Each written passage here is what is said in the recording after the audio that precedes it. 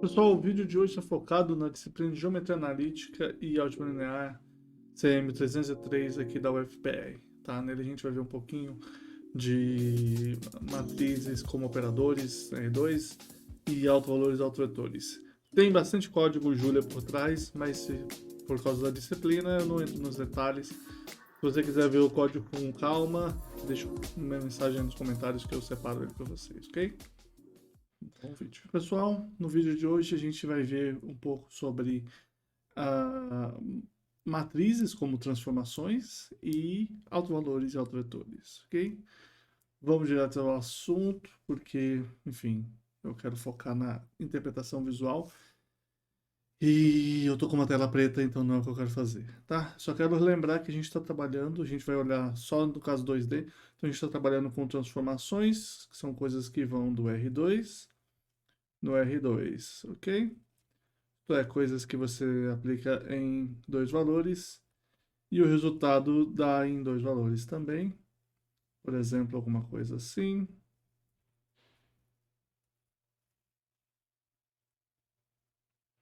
Mais A22Y, ok? Transformações lineares, a gente vai olhar para elas. E as transformações lineares, elas todas podem ser interpretadas por uma matriz, tá? Alguma coisa assim. Opa, que é 2, 1. E aí, quando você pensa em t de xy, isso daqui é a mesma coisa que você pegar a matriz A e multiplicar pelo vetor xy, tá?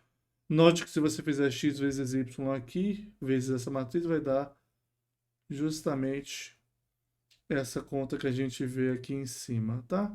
A1x mais A12y na primeira coordenada e A21x mais A22y na segunda coordenada. Beleza. Eu quero falar disso daqui por enquanto visualmente, depois eu volto para essa tela preta, falar de autovalores e autovetores. Então, eu estou aqui em Julia, eu vou usar um monte de funções, tá? Essas funções que eu criei, e eu não vou explicar elas porque eu quero focar nessa visualização. E eu quero começar falando desses pontos aqui. Então, imagina que você tem vários pontos e esses pontos são vetores, tá? Então, aqui, esses pontos são vetores. Se você quiser imaginar como vetores, eles estão aqui desenhados como setinhas, mas a gente vai pensar fortemente como pontos apenas. Tenho 16 deles, eles estão coloridos. Desculpa se tiver alguém daltônico, eu tentei evitar, mas como eu vou fazer uma fila gigantesca, enfim, espero que dê para pelo menos visualizar as nuances. 16 pontos. O que acontece quando eu aplico uma transformação em cima de cada um desses pontos, em cima de cada um desses vetores, tá? Então eu tenho aqui embaixo alguma coisa que é a matriz A. Vamos começar com uma matriz simples, que é a matriz 1, 0, 0, 1. Essa matriz também está sendo mostrada aqui embaixo, 1, 0, 0, 1. Na verdade, aqui eu vou fazer outras coisas com ela, mas 1, 0, 0, 1. O que acontece quando eu aplico esses 16 pontos? Nada acontece, tá? Se vocês olharem bem, eu tenho dois pontos aqui. Eu vou mudar esse valor para que ele fique um pouquinho mais escuro. Então eu tenho, na verdade, uns pontos escuros no centro de cada um desses círculos e uns pontos mais claros no lado externo, que é o resultado. Então, se eu pegar a matriz 1, 0, 0, 1 e eu aplico, o que fica? Nada. Se eu pegar a matriz 2, 0, 0, 1, a gente viu que isso daqui é um escalamento, certo? A gente está escalando a coordenada x. O que acontece? Eu pego cada um desses vetores e eu escalo ele na posição x, tá? Ok? Quero ver mais, quero ver isso aqui melhor. Aqui, na verdade, ele faz uma coisa um pouquinho diferente, mas enfim. Aqui, com as setas, certo? Eu pego a posição x do vetor e eu aumento. Então, com seta, esse vetor aqui é levado nesse novo ponto. Este vetor aqui, ele é levado para cá. Eu não estou desenhando o ponto final, tá? Vocês podem estar percebendo que eu estou fazendo só o começo, mas enfim. Eu achei que seria menos bagunçado. Então, a matriz 2, 0, 0, 1, ela escala a coordenada x, sai desses pontos para aqueles pontos, ok? A matriz menos 1, 0, ela reflete. Então, aqui com as setas, você está vendo que ele sai de um ponto e vai para o outro. Sem as setas para a gente visualizar. Não dá para ver exatamente o que está acontecendo, mas eu tenho alguns pontos, eles são jogados para trás e a cor muda, tá? Então vai ser difícil de visualizar algumas dessas coisas, mas a gente vai tentar. Algumas matrizes são mais interessantes, então uma matriz um pouquinho mais aleatória, vamos dizer assim. Vamos pegar a matriz 1, 2, 3, 4. Essa matriz faz isso. Ele pegou esses pontos aqui e jogou em alguns lugares. E aí tá meio estranho de ver.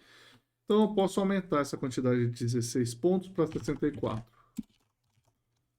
Pronto, melhora um pouquinho. Eles estavam aqui e agora você vê que eles estão aqui. Tá um pouquinho melhor, mas eu posso aumentar ainda mais. E eu vou colocar já 500, que é quanto eu sei que fica bom. Tá vendo?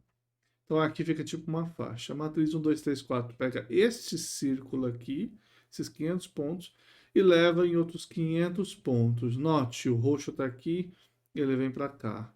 O azul claro está aqui, ele vem para cá. O verde está aqui, ele vem para cá. E eu posso mostrar as setas disso daqui. Ok? Não vale a pena mostrar todas, eu estou mostrando 16 delas. Então esse ponto que estava aqui, ele é levado lá para longe. Tá? Essa é a matriz 1, 2, 3, 4. Se eu pegar a matriz 0, 0, 0, 1, ele pega cada um dos pontos que eu tinha, e a coordenada x vai no 0, e a coordenada y não muda, então ele só achata. Ok? Ele vai lá e achata todos esses pontos. Então, uma coisa bonita de se ver. Ok. Vamos fazer isso agora com movimentação dos vetorzinhos ali embaixo. Eu vou fazer esse desenho para vários valores. Eu vou desenhar apenas 8 setas, porque senão vai ficar muito bagunçado. Vou apertar esse botão aqui. E eu quero mostrar para vocês, eu vou dar um zoom out para poder mexer. Então eu quero mostrar o que acontece. Essa matriz A, esquece essa M por enquanto, essa matriz A está calculada por esses dials aqui, esses sliders. Então se eu aumento 1, aqui vira 1.1, e aqui você vê o que ela causa naquele círculo. Então ela expande a coordenada x. Tá vendo?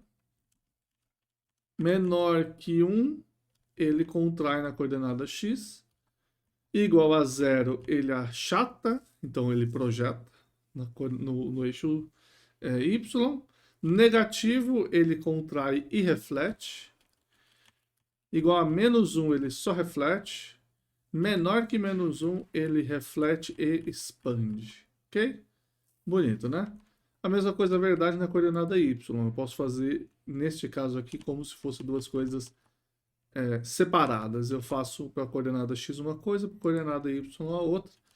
Esses são os termos individuais, ok? Se eu tiver as duas coisas iguais, x e y, é como se eu estivesse expandindo o vetor inteiro, multiplicando por um escalar. Beleza? Note que aqui é 1.5 vezes a identidade, aqui na matriz A. Então eu tenho 1.5 vezes o próprio vetor, ok? Então quando você tem a matriz diagonal com os elementos iguais, é só um escalamento do vetor naquela direção, não de cada coordenada apenas. Bom, fica interessante também, vamos voltar aqui para o 1, 1. Quando eu mexo nos outros termos, vou mexer nesse termo superior aqui, do 1, 2, eu aumento ele, eu estou acrescentando na coordenada x um tanto da coordenada y.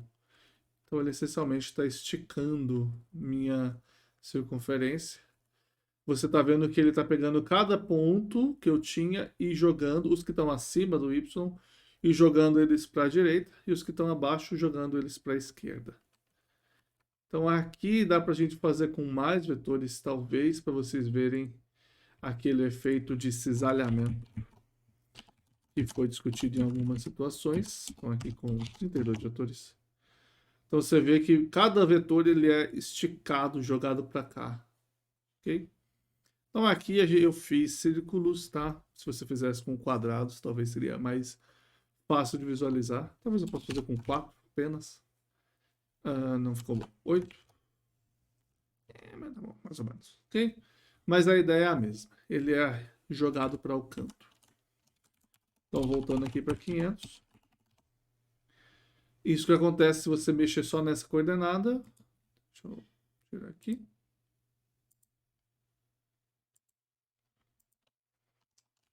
Pera. Pronto. Apertei o botão ali. Pronto, voltou. Então, aqui se eu zerar. E se eu mexer na outra coordenada, é a mesma coisa, eu estou esticando a coordenada x. Note que para o negativo ele só joga para o outro lado. Se eu mexer nas duas ao mesmo tempo, tá? Como é o caso que eu estou fazendo esse movimento ao mesmo tempo. Em todos os casos, você pode perceber uma coisa, no entanto. Eu estou transformando sempre esse círculo numa elipse ou num segmento, que é uma elipse achatada, certo? Em todas essas situações eu tenho isso. Então é isso que uma matriz 2×2 faz nesses vetores. Se eu tiver vários valores zero, ele sai matando todo mundo. E aqui no caso extremo, onde todo mundo é zero, só tem um ponto, ok? Que também é um caso particular do segmento. No caso extremo, 3, 3, 3, 3. A matriz é toda 3. Isso é 3 vezes 1, 1, 1. Menos 3. Algumas coisas divertidas acontecem. Então, essas são algumas das matrizes que a gente viu, certo? A gente viu algumas matrizes de reflexão, então vamos mostrar elas aqui agora. Então, 0, 0, 1 é a própria matriz. 1, 0, 0, menos 1, que eu mostrei, é a matriz de reflexão. Você está vendo aqui ela andando, tá? Reflexão. Se eu tiver... Eu vou aumentar para 2, porque senão a gente não vê. Então, em vez de ser menos 1, multiplica tudo por 2, então, para a gente poder ver que ele está sem ficar um em cima do outro.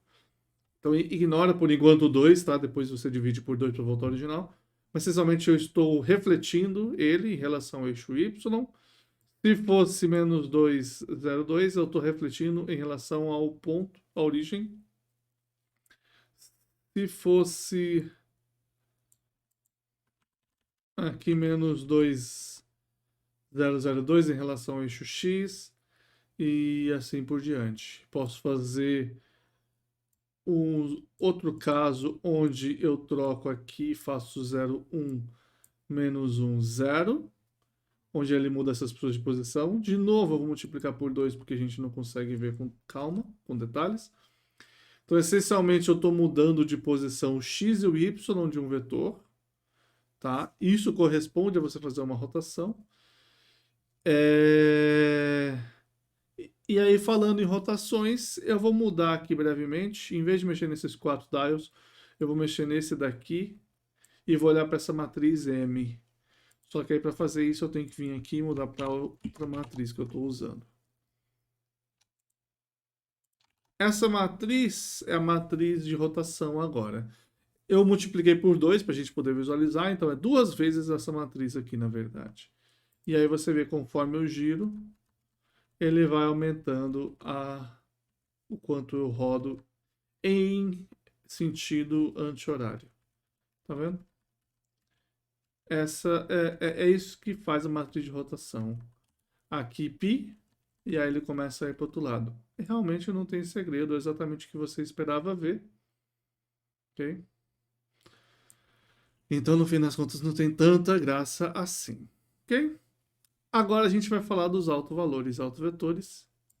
E aí, para isso, eu vou voltar para cá,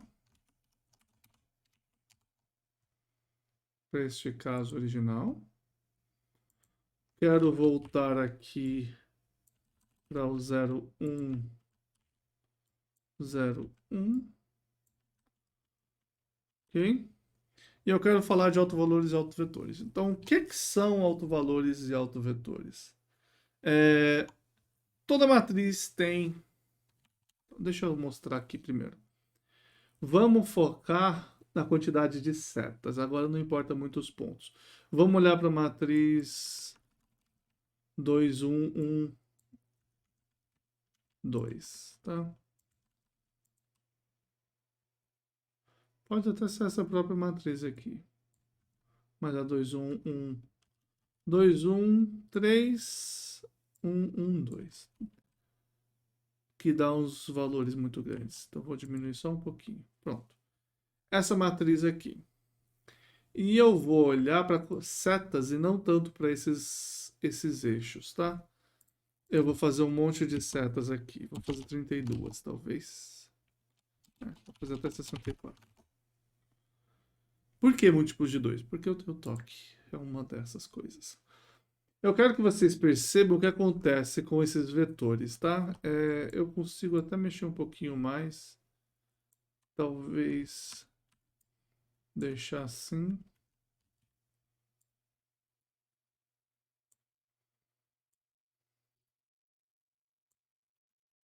Eu quero pensar... Porque eu queria conseguir visualizar direitinho. E aí, quanto melhor tiver, melhor. Faz todo sentido, né? Quanto melhor, melhor. Eu quero que vocês percebam o que acontece com os vetores. Eu tô com um vetor aqui, eu começo com esse vetor de ângulo zero, e aí eu jogo ele para cima com ângulo maior que zero. Conforme eu vou andando aqui, você vê que o ângulo que eu subo, depois que eu subir o vetor original, é menor. Tá? Então eu estou com um ângulo aqui e aí o próximo é menor. Tem um ponto aqui onde eu vim para cá e em vez de eu aumentar mais para ir para cima, eu desço. Então, pelo menos nessa matriz aqui que eu estou mostrando para vocês, e eu vou mostrar com menos setas, que eu acho que vai ficar melhor. Tá? Você vê que aqui eu venho reto, subo, aqui eu venho subindo, aí parece que eu dou uma descida, e aqui eu com certeza subo e aí eu desço. Aqui eu subo e aí eu desço, aqui eu subo e aí eu desço, aqui eu tô com um ângulo e aí eu volto, e aí você pode, em vez de pensar em subir e descer, porque a gente está aqui para cima, você pode ver que eu subo e vou para a direita, e aqui eu subo e vou para a esquerda, certo? A mesma coisa vai acontecendo. Aqui embaixo eu estou pensando de novo em esquerda, desce, esquerda, e aqui parece que eu subo um pouquinho, aí aqui esquerda e eu subo um pouquinho, e aqui volta aquela coisa, eu desço, vou para a esquerda, eu desço e vou para a direita. Então, nessa matriz existem alguns pontos onde, quando eu vou para um certo ponto aqui para a direita, eu continuo indo nele mesmo pela transformação da matriz. Então, um dos vetores nesta região aqui, quando eu faço a transformação, ele continua na mesma direção, que é exatamente a definição de alto valor e alto vetor. Aqui em cima, quando eu tenho um vetor que eu subo bem aqui no meio mais ou menos, em vez de ir para a direita ou ir para a esquerda, eu continuo em cima do vetor e volto. Certo? Então aqui eu continuo em cima do vetor e vou para frente, aqui eu fico em cima do vetor e volto, tá? Essa é a definição de alto vetor. Então, vamos de cor branca. Um lambda é alto valor associado a V, dito alto vetor, se você tem que a multiplicação por V leva a um múltiplo de V. Ou seja, o que eu transformo o vetor V fica na mesma direção que o vetor V. Pode mudar o sentido, pode mudar o módulo, mas ele fica na mesma direção, tá? Então, é exatamente essa a ideia de autovetor aqui. E aí eu tenho uma função pronta para desenhar esses autovetores. E eles são esses em cima desses vetores aqui. Dessas retas, na verdade. Então, aqui você consegue ver exatamente aqui em cima, esse vetor daqui, ele continuaria reto para cá. A transformação da matriz não mudaria ele. Por que eu tenho um segmentão, uma reta, em vez de eu ter o vetor? Porque se eu tiver um vetor de tamanho 1, ele vai ter tamanho 2, mais ou menos, não é verdade exatamente isso, né? Mas pode ver que é mais ou menos o dobro. Se eu tiver um vetor de tamanho 2, quando eu aplicar de novo, o próximo vetor vai ter tamanho 4. Ele dobra o tamanho do vetor aqui em cima, certo? Então não importa que o vetor tem módulo X e aí ele vira módulo tanto. Importa é só a direção que ele está apontando. Porque quando eu aplicar, ele vai continuar na mesma direção, independente se ele for pequeno, se ele for grande, se ele for para trás, se ele for para frente. Tá? Então, tanto essa reta a vermelha aqui, semi-reta vermelha, quanto essa semi-reta azul, correspondem ao mesmo autovetor. Tá? Isso daqui inteiro a gente até chama de autoespaço. Mas aí isso fica para uma outra aula. Esse cara aqui em cima, qualquer vetor que você pegar aqui em cima, você aplica e ele vai levar ao mesmo lugar. E aqui nessa reta verde, essa reta semi-reta verde, essa semi-reta lilás, você tem a mesma ideia. Se você aplicar aqui em cima essa função, o vetor resultante ele achata um pouquinho. Se ele for muito grande, ele achata um pouquinho mais. E para trás a mesma coisa. Tá? Aqui, obviamente, a gente pode sair mexendo na matriz e ver o que acontece. Então aqui eu posso ir mudando e você vai vendo que eu continuo tendo essa coisa mágica. Quando um dos elementos dessa matriz é zero, em geral, fica mais fácil de visualizar. Fica em cima de um dos eixos, por exemplo, ou fica numa diagonal. Então, por exemplo, no caso onde os dois são zero, você tem os dois eixos sendo os lugares onde os autovetores moram. E aí fica claro que, olha, se eu estou aqui em cima, ele vai ser jogado para cá, subo, desço, subo, desço, subo, desço, e aqui bem nesse ponto ele volta. Um pouquinho para a direita, ele cai para a direita, um pouquinho para a esquerda, ele cai para a esquerda, mas exatamente nesse ponto ele volta. E aí você pode ver que aqui em cima, qualquer um desses ele sai jogando para a direita. Inclusive tem uma coisa interessante aqui, né? Se isso é verdade, que eu pego um desses pontos aqui, qualquer ponto que eu pegar, ele vai ser jogado para a direita, se eu tiver para essa direção aqui. E note que aqui para baixo é a mesma coisa. Se eu tiver aqui, neste semicírculo, nesse quarto de círculo, para ser mais exato, tirando exatamente para baixo, eu sou jogado um pouco para a direita. E aqui, todo esse lado de cá, eu sou jogado um pouco para a esquerda. O que acontece se eu aplicar a matriz A de novo? Então, o que eu vou fazer aqui é justamente isso. Essa é a minha matriz A. Eu vou pegar a matriz A e vou aplicar ela. A vezes A. Aplicar ela 2 vezes até ela ao quadrado. A vezes A. Ela estica ainda mais. E eu posso aplicar de novo. A vezes A vezes A. E ela estica ainda mais. Note que eu tenho um problema aqui, que é... ela vai aumentando de tamanho, pelo menos nesse caso. Então, para não ter esse estresse, o que eu vou fazer é escrever A. Vou dividir A por algum valor aqui, que varia, tá? Por exemplo, 2, nesse caso. Ele fica ok. E eu vou elevar ao quadrado aqui. Então, a matriz fica daquele tamanho. Então, se eu esticar ela, aplico a matriz A. Aí eu achato todos os lados igualmente. Faço um escalamento em todos os lados igualmente. Certo? Divido por um escalar. Se ela tiver de pequena, eu multiplico por um escalar para aumentar. Eu posso ver melhor o que acontece quando eu aplico A várias vezes. Então aqui aplicando A 2 vezes eu vou achatar mais a minha elipse. Ao cubo eu achato ainda mais a minha elipse. A quarta eu achato ainda mais a minha elipse e assim por diante. Vamos voltar naquela matriz que eu estava antes. Então aqui eu aumento um pouquinho. Aqui eu aumento um pouquinho. Você consegue ver que continua valendo essa mesma ideia. Eu estava com uma matriz tipo S, eu acho que era 0606. Vamos lá, aplicar um de cada vez. Quando é só A sobre 2, ela vira essa elipsezinha. Se eu aplicar de novo essa matriz, ela fica mais achatada. Se eu aplicar de novo, mais achatada. Se eu aplicar de novo, mais achatada. E assim por diante, tá? Ela está achatando num lado específico, que é o lado do autovetor que aumenta mais, o maior autovetor aí no caso, o que expande, né? Mas, enfim, isso é uma questão que não importa tanto aqui. É legal, é bonito, dá para visualizar, dá para fazer coisas interessantes com isso. Então, aqui como era originalmente, tá? Essa era a matriz. Vamos ver alguns casos particulares disso. Um caso particular é naturalmente a origem. Eu quero dizer, né? A identidade, que é o que eu tinha originalmente. Então aqui eu vou descendo devagarinho para a gente ver o que acontece. Então olha só, eu tenho que em cima dos eixos o vetor fica igualzinho. E você vê que quando eu estou no valor fora do eixo, tipo 45 graus, eu faço um cisalhamento para a direita.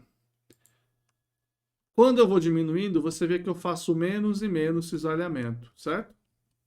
Então a pergunta é a seguinte, e se eu não fizer cisalhamento nenhum, onde que o vetor vai parar? No mesmo lugar. Então, se eu tiver 1001, a identidade, eu estou pegando todo o vetor e deixando ele exatamente onde ele está. Mas isso quer dizer que o vetor do eixo x e o vetor do eixo y, eles são autovetores, mas os outros vetores, tipo esse 45 graus, ele vai ficar no mesmo lugar que ele está também. Que satisfaz a definição de autovetor. Quer dizer, ele está com a mesma direção. Está na mesma direção. É o mesmo vetor. Então, nesse caso, eu tenho todos os vetores como autovetores. Tá? Então, eu não tenho mais duas semirretas, tá? Ou duas retas, no caso, que me dão autovetores, um diferente do outro. Neste caso, eu tenho eu tenho todo o espaço de autovetores. Isso quer dizer que eu tenho um alto espaço que eu tinha falado tem dimensão 2. Por que dimensão 2? Porque é um plano de autovetores. Então, o que eu tinha antes? Eu tinha dois autovetores e cada um desses autovetores me dava uma reta. Agora eu tenho um autovetor, eu tenho um autovalor que está associado a dois autovetores que juntos me dão um plano. Ok? Isso é um pouco complicado, mas a ideia está resumida aqui embaixo. Eu estou com dois autovalores iguais, o 1 e o 1, e eu tenho dois autovetores diferentes, tá? Nesse caso a gente consegue calcular. Tem várias maneiras de calcular aqui, mas ele me dá a mais básica. E aí eu tenho dois autovetores, mesmo tendo mesmo tendo autovalores iguais. Isto é, um autovalor só. Acho que eu não falei nada sobre como calculo isso daqui, tá? Isso é outra preocupação que é menos interessante do que essa visualização, por enquanto. Beleza, esse era o caso 1001. Então, se eu aumento um pouquinho, ele começa a esticar e agora só é verdade para dois vetores deles ficarem sobre eles mesmos, tá? Então, os únicos vetores que ficam paralelos são os vetores dos eixos.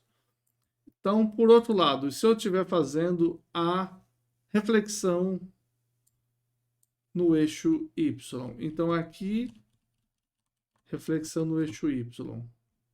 Esse daqui só tem dois autovetores. O vetor que vem para a direita, ele é jogado para a esquerda, tá? E vice-versa. E então, todo o eixo X é um autovetor. E o eixo Y, ele fica exatamente onde ele estava, ele é um autovetor também.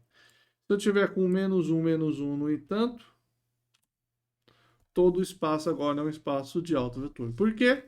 Qualquer vetor que eu pegar, eu vou mudar o sentido dele. E aí ele continua sendo o mesmo cara multiplicado por menos 1. Então ele continua sendo um autovetor também. Uma outra situação interessante, e aí agora vai ficar bem, bem divertido, por exemplo, eu tenho 1, 0, 0, 1 e eu faço um cisalhamentozinho só, ok? Então veja, aqui eu quero diferenciar, vou aumentar só um pouquinho, eu estou com 1, 2, fazer isso daqui. Eu estou com 1.211. Eu tenho este cisalhamento e um escalamento do eixo X. Diminuindo aqui, você vê que esses dois autovetores que estão aqui, tá? Note que eles são muito próximos, os dois têm a mesma cor, tá? Então aqui se eu aumentar bastante, você vê que eles estão diferentes. Aí conforme eu vou aproximando eles, você vê que eles vão ficando muito próximos, certo? Esses dois autovetores aqui, que estão associados a autovalores diferentes, estão aqui embaixo, autovalores distintos, o autovalor 1 e o 1.3, e aqui os autovetores. Então, se você for voltando, eventualmente vai cair um sobre o outro. E agora eu tenho só um autovetor. Mas eu não tenho que cada autovalor ter um autovetor. Se eu tivesse eles diferentes, sim. O que eu tenho, então, é que eu tenho apenas um autovalor. Então, eu tenho autovalores iguais, que é igual a 1. E eu só consigo achar um autovetor. Esse é um caso degenerado, por assim dizer, tá? É um caso feio, entre aspas, tá? A gente vai chamar esse caso de não diagonalizável. Então, eu posso ter... São 3 casos, então. Eu posso ter 2 autovalores distintos.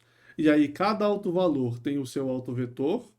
E, obviamente, cada autovetor dá uma reta. Eu posso ter um autovalor igual ao outro. Só que ainda assim eu consigo achar um plano. Ou seja, 2 autovetores distintos. Vou me dar um plano. E eu posso ter 2 autovalores iguais. Só que eu só consigo achar um único autovetor. Então eu tenho mais autovalores, que são 2 iguais, do que autovetores, que é 1. Então isso é um caso degenerado. Ele é um caso não diagonalizável, que também é uma coisa que eu não expliquei o que isso quer dizer de diagonalizável, tá? Mas esse caso aqui, por exemplo, 1101 é o caso básico. Básico quer dizer um caso tradicional. E você vê que basta sair um pouquinho do zero aqui. Então, no 1001, todo mundo saiu um pouquinho, deixou de ser. Então, chutando os valores aleatórios aqui, a gente chega em outro caso interessante. Esse caso interessante é tipo uma rotação. Eu vou esticar aqui um pouquinho. Certo? Tipo uma rotação. Você está pegando cada ponto e jogando ele para um ponto mais esticado. Só que ele também está esticando numa elipse, tá? Olha para este ponto. Eu vim para este lado e aí eu caí. Aqui eu vim para cá e caí. Em relação a este vetor, eu estou fazendo uma curva para a direita, certo? Então aqui, mesma coisa. Desço em relação ao vetor para a direita. Então sobe aqui nesse vetor, vira para a direita. Todos esses caras fazem a mesma coisa. Eu saio na direção do meu vetor e aí eu faço uma curva para a direita em relação ao meu vetor. Ou seja, todas essas transformações aqui giram um pouquinho o vetor, mudam um pouquinho a direção deles e todos no mesmo sentido. De maneira que é impossível eu conseguir ter um autovetor para essa transformação. Então eu tenho uma outra situação, além dessas 3 que eu falei, que é a situação que eu não tenho autovalores reais, tá? E aí é uma parte importante, que é eu não tenho autovalores reais, porque eu tenho autovalores complexos nesse caso aqui, tá bom? Então isso daqui, se você estivesse fazendo conta com números complexos, você ia achar 2 autovalores complexos, tá? Que podem ser iguais ou não. Então, continua aquela discussão de se serem iguais ou não, etc. No caso da matriz, enfim, tem propriedades que a gente consegue dizer o que vai ser, não importa aqui. Mas exatamente essa situação você não tem autovalores reais, então você não consegue visualizar nesse espaço aqui, que é no R2, R de números reais, nenhum autovetor. Legal? Então a gente pode falar, não existem autovalores ou autovetores reais. Ok? Essas são as situações. Como você deve estar visualizando ou sofrendo para visualizar agora, se você pegar uma situação dessa com rotação, a rotação que não roda nada, quer dizer, 0 graus, ela leva todo ponto a ele mesmo, aqui multiplicando por 2, certo? 2 vezes a rotação, leva todo ponto nele mesmo, ou no caso de 2 vezes ela, todo ponto no ponto 2 vezes depois. Todos os pontos são autovetores. Qualquer rotação que eu fizer vai me levar num ponto levemente teta graus anti-horário, afastado de onde eu estava, e aí eu não vou conseguir nenhum autovetor, tá? Nenhum desses caras vai ter um autovetor. A não ser quando eu chegar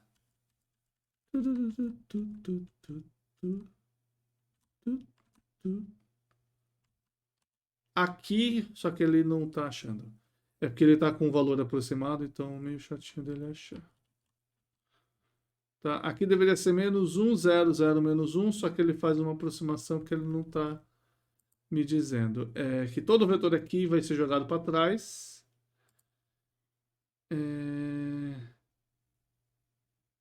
Eu achei que ele estaria fazendo uma aproximação boa o suficiente, mas eu acho que eu posso fazer isso assim.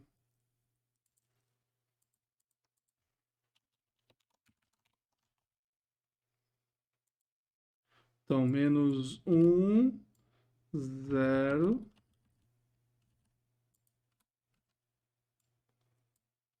menos 1.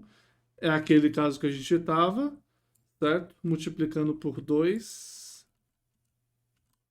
É exatamente o caso que eu tentei desenhar, mas ele não funcionou. É por conta da precisão numérica, tá? Eu deveria dar exato, mas não deu.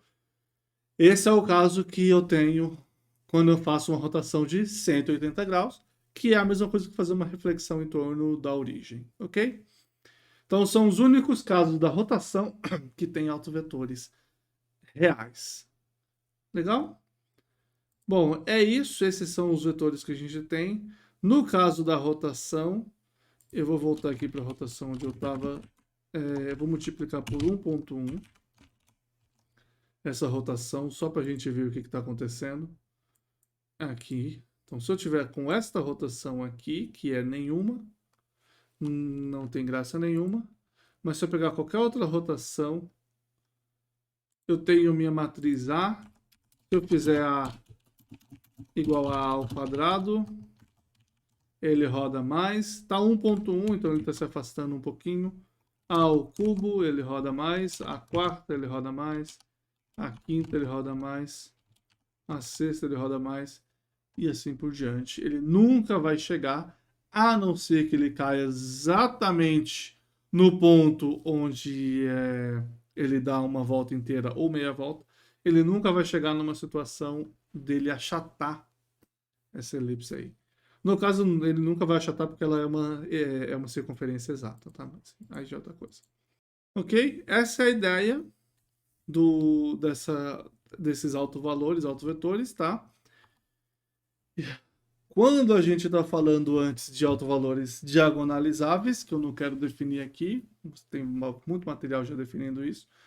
Quando a gente está falando de autovalores diagonalizáveis, a gente tem a V1 igual a lambda 1 V1 e a gente tem a V2 igual a lambda 2 V2. E aí você pode pensar em matrizes, certo? Isso aqui é uma matriz vetor igual a número vezes vetor. E aqui é a mesma coisa. Então, o que você pode fazer é colocar essa matriz A aqui. Essa é a sua matriz A. E aí você coloca aqui o vetor V1 e aqui o vetor V2. Lembrando que eles têm duas posições. O que acontece? Acontece que você vai ter na sua primeira coluna A vezes V1 e na segunda coluna A vezes V2. Isso daqui dá exatamente lambda 1 vezes V1 e lambda 2 vezes V2. E aí você chega numa propriedade especial que é separar o V1 e o V2 vezes uma outra matriz lambda 1, lambda 2. Ok? Isso é a diagonalização da matriz. Na verdade, isso daqui é a expressão matricial de como é que funciona a propriedade de autovalores autovetores. Se você tiver N autovetores, você tem essa propriedade aí, ok? Se você tem N autovetores, você consegue fazer isso. Na verdade, você consegue fazer isso aqui com qualquer vetor, mas enfim, faz sentido só para autovalores autovetores. E aí você vai chamar essa matriz de V, e essa outra matriz aqui de lambda, esse V maiúsculo, e esse lambda maiúsculo. Por isso que ele é um lambda diferente. E aí você obtém A vezes V igual a lambda vezes V. Multiplica pela direita por V inversa, ou você pode fazer duas coisas. Multiplica pela direita por V inversa, você obtém... aqui eu fiz errado, é V lambda. Você obtém V lambda e V inversa à esquerda, onde tinha V inversa virou identidade, ou multiplica à esquerda por V inversa e você obtém V inversa a V igual a lambda. Então, você tem a sua matriz A virando a matriz lambda quando você faz essa mudança aí por V e V inversa. Eu não quero sofrer o que ela significa. Uma outra coisa que eu gosto de falar é que se você tem essa propriedade para uma matriz V com colunas que sejam ortogonais e então aqui se V tem colunas ortogonais, então você tem, já vou colocar o que eu quero, colunas ortogonais e de norma 1, então você tem uma propriedade que é que a V inversa é igual a V transposta. E aí você tem a sua decomposição ortogonal dessa matriz. Que aí sim fica bonito, aí que fica divertido. E é assim que, por padrão, ele retorna para a gente, quando possível, tá? E aí você consegue fazer toda essa brincadeira que eu fiz com a conta fácil. Então, quando você tem algumas situações muito específicas, isso é verdade, por exemplo, no caso da matriz simétrica. Então, aqui, por exemplo, nessa matriz aqui, você tem essa elipse bonitinha. Os seus vetores são esses vetores aqui, certo? E você pode calculá-los aqui no Julia como eigenvectors. Então, se você falar... É que eu já tenho um V definido, então vou chamar de matv. Se você fizer matv transposto vezes matv, ele dá exatamente a identidade, tá? Que é essa coisa de ser ortogonal. E aí, isso daqui tudo tem várias aplicações em você ter bases ortogonais, você tem uma maneira de descrever a matriz que é interessante. Enfim, tem várias coisas úteis que dá para fazer. Eu gostaria de me estender, mas eu não vou, porque já está bastante longo esse vídeo, ok? Então é isso, pessoal. Obrigado por ter assistido e até a próxima semana.